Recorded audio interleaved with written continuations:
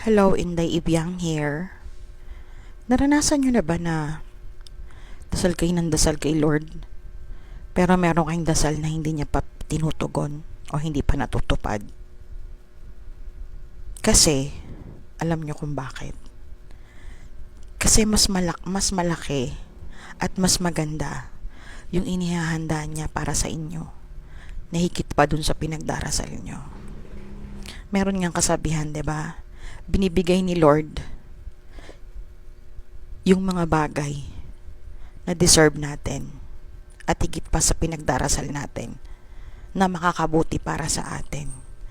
Kaya kayo, kung meron kayong mga hiniling kay Lord na hindi niya pa ibinibigay, hintay lang, wag lang mawalan ng pag-asa. Kasi mas maganda yung inihahanda niya at mas higit pa sa ipinagdarasal natin. 'Di ba? Wag lang tayo mawalan ng pag-asa. Laban lang tayo sa buhay.